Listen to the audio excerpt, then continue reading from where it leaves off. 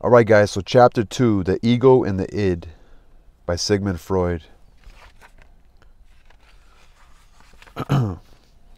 Pathological research has centered our interests too exclusively on the repressed.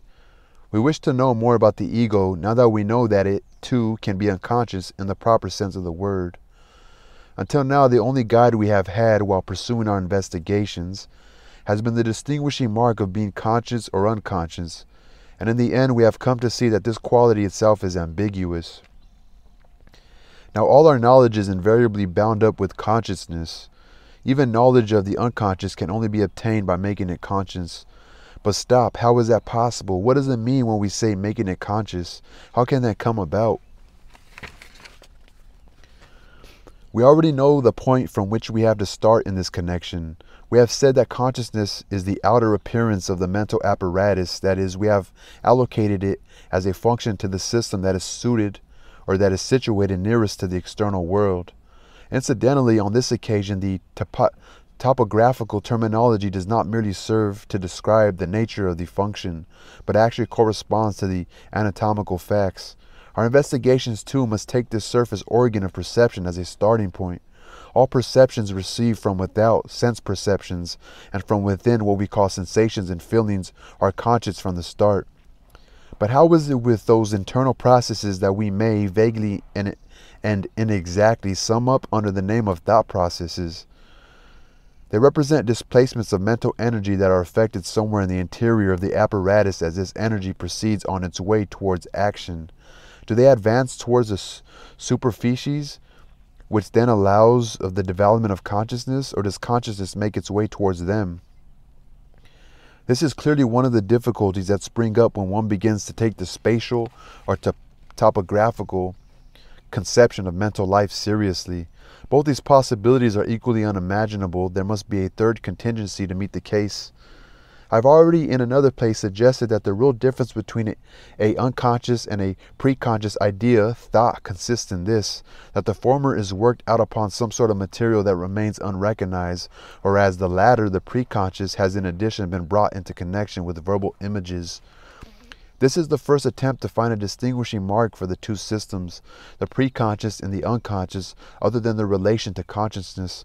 It would seem then that the question, how does the thing become conscious, could be put more advantageously thus: how does the thing become preconscious? The answer would be by coming into connection with the verbal images that correspond to it. These verbal images are memory residues. They work at one-time perceptions, and like all memory residues, they can become conscious again. Before we concern ourselves further with their nature, it dawns upon us like a new discovery that only something which has once been a conscious perception can become conscious, and that anything arising from within, apart from feelings, that seeks to become conscious must try to transform itself into external perceptions. This can be done by way of memory traces. We conceive of memory residues as contained in systems that are directly adjacent to the system PCPTCs, so that the investment of emotional significance pertaining to the memory residues can readily extend toward onto the elements of the latter system. We are immediately reminded of hallucinations here, and of the fact that the most vivid memory is always distinguishable both from a hallucination and from an external perception. It will also occur to us that when a memory is revived, the emotional investment in the memory system will remain in force, whereas a hallucination, which is not distinguishable from a perception, can arise when the cathexis does not merely extend over from the memory trace to the PCPT element, but passes over to it entirely. Verbal residues are derived primarily from auditory perceptions, so that the system preconscious has, as it were, a special sensory source. The visual components of verbal images are secondary, acquired through reading, and may, to begin with, be left on one side. So may the sensory motor images of words, which, except with deaf mutes, play an auxiliary part. The essence of a word is, after all, the memory trace of a word that has been heard. We must not be led away in the interest of simplification, perhaps, into forgetting the importance of optical memory residues, those of things as opposed to words, or to deny that it is possible for thought processes to become conscious through a reversion to visual residues, and that in many people this seems to be a favorite method.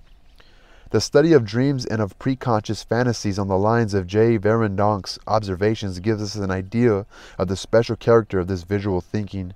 We learn that what becomes conscious is, as a rule, only the concrete subject matter of the thought, and that the relations between the various elements of this subject matter, which is what specially characterizes thought, cannot be given visual expression.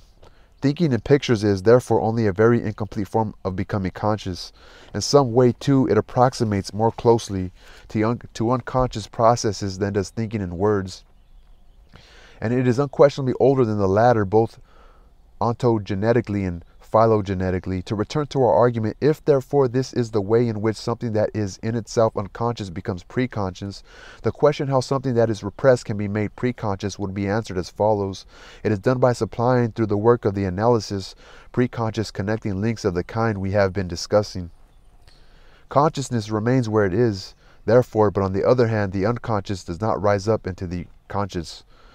Whereas the relation between external perceptions and the ego is quite perspicuous, that between internal perceptions and the ego requires special investigation. It gives rise once more to a doubt whether we are really justified in referring the whole of consciousness to the single superficial system PCPTCS, pre-conscious or pre-concept conscious, PCPT-CS. I know CS is conscious. Internal perceptions yield sensations of processes arising in the most diverse and certainly also in the deepest strata of the mental apparatus. Very little was known about these sensations and feelings. The best examples we have of them are still those belonging to the pleasure-pain series. They are more fundamental, more elementary than perceptions arising externally, and they can come into being even when consciousness is clouded. I have elsewhere expressed my views about their great economic significance and its metapsychological foundation. These sensations have many small compartments like external perceptions that may come from different places simultaneously and may thus have different or even opposite qualities. Sensations of a pleasurable nature are not characterized by any inherently impelling quality, whereas painful ones possess this quality in a high degree. The latter impel towards change, towards discharge, and that is why we interpret pain as implying a heightening in pleasure, a lowering of energetic emotional investment. That is why we interpret pain as implying a heightening and a pleasure, a lowering of energetic emotional investment. Suppose we describe what becomes conscious in the shape of pleasure and pain as an undetermined quantitative and qualitative element in the mind. The question then is whether that element can become conscious where it actually is, or whether it must be first transmitted into the system PCPT. I'm not sure what that means.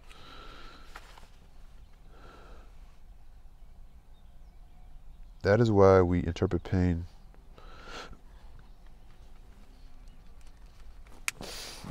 Highlight that. I like that. That's why we interpret pain.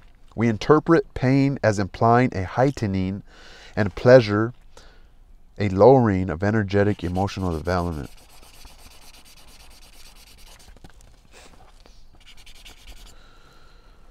Clinical experience decides for the latter. It shows us that this undetermined element behaves like a repressed impulse. It can exert driving force without the ego noticing the compulsion. Not until there is resistance to the compulsion and blocking of the discharge reaction does the undetermined element instantly become conscious as pain.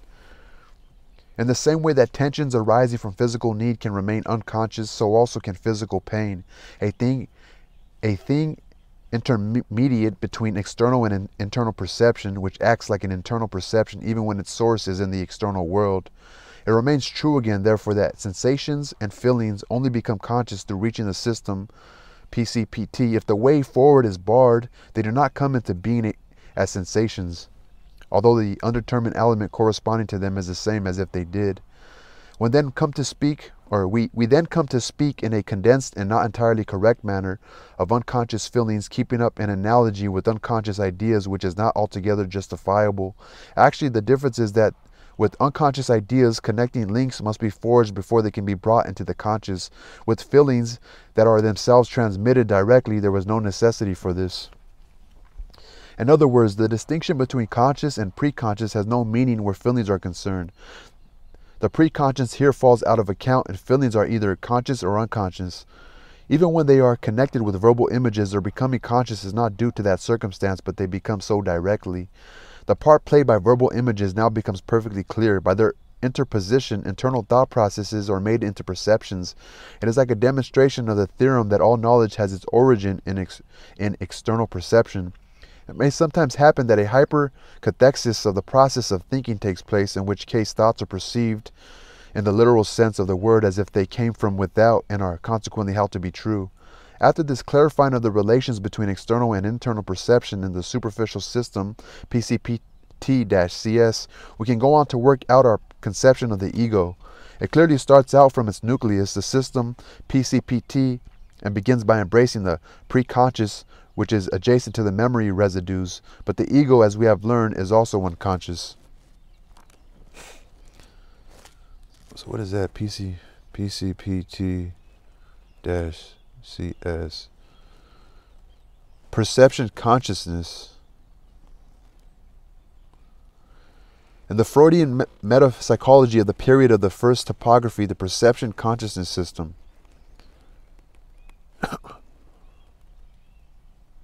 perception consciousness system.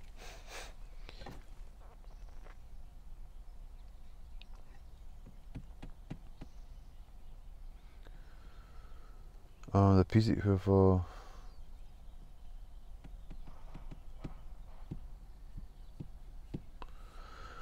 the part played by verbal images now becomes perfectly clear by their interposition. Internal, the positive made in perception is like a demonstration of theorem that all knowledge is. In other words, the distinction between conscious and preconscious has no meaning where feelings are concerned. The preconscious here falls out of account, and feelings are either conscious or unconscious. Even when they are connected with verbal images, their becoming conscious is not due to that circumstance, but they become so directly. The part played by verbal images now becomes perfectly clear. By their interposition, internal thought processes are made into perceptions. It is like a demonstration of the theorem that all knowledge has its origin in external perception. It may sometimes happen that a hypercathexis of the process of thinking takes place, in which case thoughts are perceived in the literal sense of the word as if they came from without and are consequently held to be true. After this clarifying of the relations between external and internal perception and the superficial system, PCP-CS, perception consciousness system, perception consciousness, we can go on to work out our conception of the ego. It clearly starts out from its nucleus, the system perception, and begins by embracing the preconscious, which is adjacent to the memory residues. But the ego, as we have learned, is also unconscious. Now I think we shall gain a great deal by following the suggestion of a writer who, from personal motives, vainly insists that he has nothing to do with the rigors of pure science. I am speaking of George Gradec, who was never tired of pointing out that the conduct through life of what we call our ego is essentially passive, and that, as he expresses it, we are lived by unknown and uncontrollable forces. We have all had impressions of the same kind, even though they may not have overwhelmed us to the exclusion of all others, and we need feel no hesitation in finding a place for Gradec's discovery in the fabric of science. I propose to take it into account by calling the entity which starts out from the system perception. Starts out from the system perception and begins by being preconscious, the ego, and by following Gradec and giving to the other part of the mind into which this entity extends and which behaves as though it were unconscious, the name of id, es. We shall soon see whether this conception affords us any gain in understanding or any advantage for purposes of description. We shall now look upon the mind of an individual as an unknown and unconscious id, upon whose surface rests the ego, developed from its nucleus, the perception system. If we make an effort to conceive of this pictorially, we may add that the ego does not envelop the whole of the id, but only does so to the extent to which the system perception forms its surface more or less as the germinal layer rests upon the ovum. The ego is not sharply separated from the id, its lower portion merges into it. But the repressed merges into the id as well, and it's simply a part of it. The repressed is only cut off sharply from the ego by the resistances of the repression. It can communicate with the ego through the id. We at once realize that almost all the delimitations we have been led into outlining by our study of psychology relate only to the superficial levels. outlining by our study of pathology, relate only to the superficial levels of the mental apparatus, the only ones known to us. So pathology and repression. Let's Google that. Let's Google that real quick. Define repression in psychology. So repression in psychology, psychoanalysis. I'm going to Google that real quick.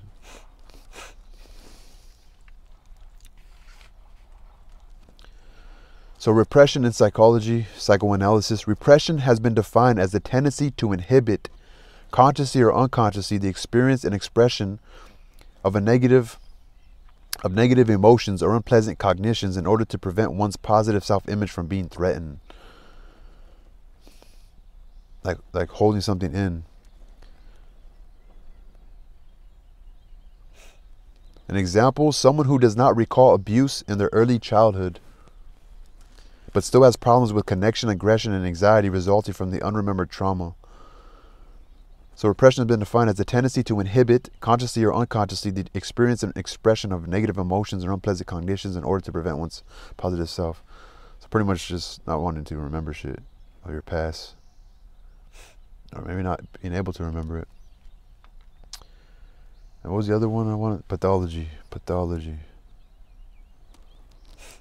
In psychology.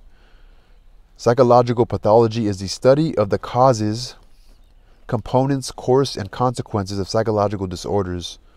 A person or their behavior as pathological when they behave in an extreme and unacceptable way and have very powerful feelings that they cannot control. Enduring patterns of cognition. Personality pathology refers to enduring patterns of cognition, emotion, and behavior that negatively affects a person's adaptation. The study of causes, components, course, behaving in an extreme and unacceptable way, powerful feelings, control. We might add perhaps that the ego wears an auditory lobe on one side only, as we learn from cerebral anatomy. It wears it crooked, as one might say. It is easy to see that the ego is that part of the id that has been modified by the direct influence of the external world acting through the perception connection. In a sense, it is an extension of the surface differentiation. Moreover, the ego has the task of bringing the influence of the external world to bear upon the id and its tendencies, and endeavors to substitute the reality principle for the pleasure principle which reigns supreme in the id. So pathology, for my daughter later, she can highlight it later. And endeavors to substitute the reality principle, and endeavors to substitute the reality principle for the pleasure principle.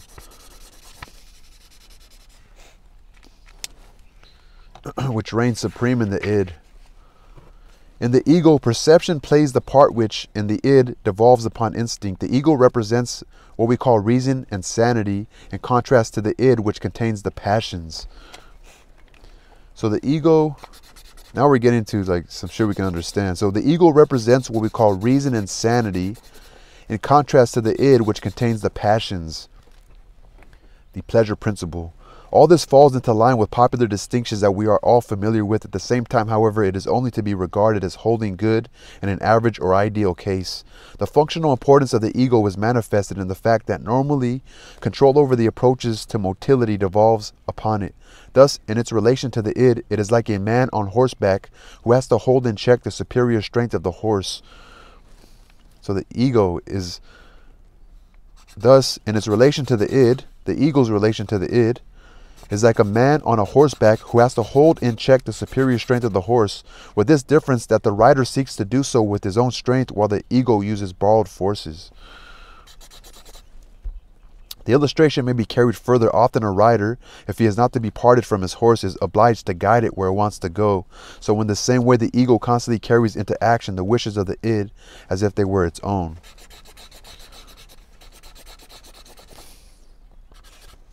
It seems that another factor besides the influence of the system perception has been at work in bringing about the formation of the ego. and its differentiation from the id. The body itself, and above all its surface, is a place from which both external and internal perceptions may spring. It is seen in the same way as any other object, but to the touch it yields two kinds of sensations, one of which is equivalent to an internal perception. Psychophysiology has fully discussed the manner in which the body attains its special position among other objects in the world of perception. Pain seems also to play a part in the process, and the way in which we gain new knowledge of our organs during painful illnesses is perhaps a prototype of the way by which in general we arrive at the idea of our own body. The ego is primarily a body ego. It is not merely a surface entity, but it is itself the projection of a surface. If we wish to find an anatomical analogy for it, we can easily identify it with the cortical homunculus of the anatomist, which stand on its head in the cortex, stick its heels into the air, faces backwards, and, as we know, has its speech area on the left-hand side.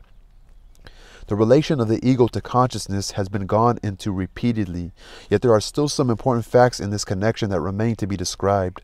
Accustomed as we are to taking our social or ethical standard of values along with us wherever we go, we feel no surprise at hearing that the scene of the activities of the lower passions is in the unconscious. We expect, moreover, that the higher any mental function ranks in our scale of values, the more easily it will find access to consciousness assured to it. I don't know if he agrees with that. That the higher any mental function ranks in our scale of values, the more easily it will find access to the consciousness assured to it.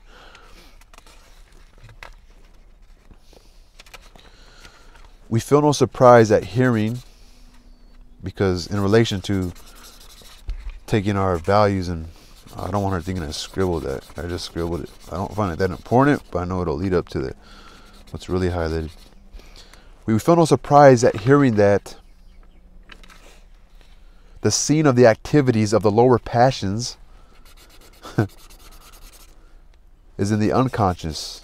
We expect, moreover, that the higher any mental function ranks in our scale of values, the more easily. So what does he say? Here, however, psychoanalytic experience disappoints us.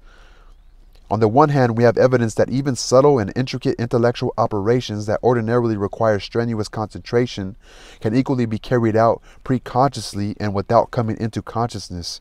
Instances of this are quite incontestable. They may occur, for instance, during sleep, as is shown when someone finds immediately after waking that he knows the solution of a difficult mathematical or other problem with which he hath been wrestling in vain the day before. There was another phenomenon, however, which is far stranger. In our analysis, we discovered that there are people in whom the faculties of self-criticism and conscience, mental activities, that is, that rank as exceptionally high ones, are unconscious and unconsciously produce effects of the greatest importance. The example of resistances remaining unconscious during analysis is therefore by no means unique. But this new discovery, there is another phenomenon, however, which is far stranger. In our analysis, we discover that there are people in whom the faculties of self-criticism and conscience, mental activities, that is, that rank as exceptionally high ones, there are people in whom the faculties of self-criticism and conscience are unconscious and unconsciously produce effects of the greatest importance. The example of resistances remaining unconscious during analysis is therefore by no means unique. But this new discovery, which compels us, in spite of our critical faculties, to speak of an unconscious sense of guilt, bewilders us far more than the other and sets us fresh problems, especially when we gradually come to see that in a great number of neuroses, this unconscious sense of guilt plays a decisive economic part and puts the most powerful obstacles in the way of recovery. But this new discovery, which compels us, in spite of our critical faculties, to speak of an unconscious sense of guilt, bewilders us far more than the other and sets us fresh problems, especially when we gradually come to see that in a great number of neuroses, this unconscious sense of guilt plays a decisive economic part and puts the most powerful obstacles in the way of recovery. If we come back once more to our scale of values, we shall have to say that not only what is lowest, but also what is highest in the ego can be unconscious. It is as if we were thus supplied with a proof of what we have just asserted of the conscious ego, that it is first and foremost a body ego. So unconscious sense of guilt. I'm going to Google that too. Unconscious sense of guilt. An unconscious sense of guilt. and a body ego. An unconscious sense of guilt and a body ego. It's an unconscious sense of guilt.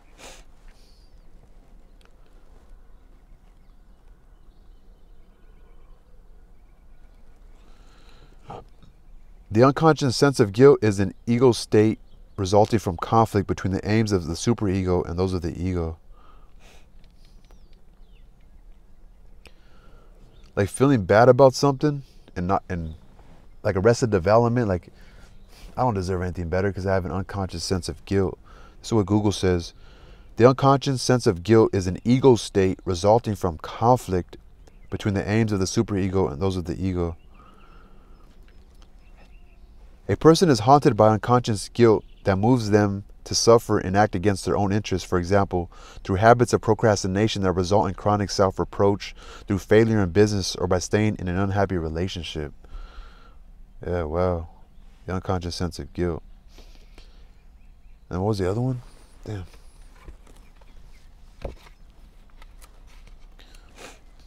And the body ego. The body ego. What is a body ego? In psychoanalytic theory, the part of the ego that develops out of self-perceptions of the body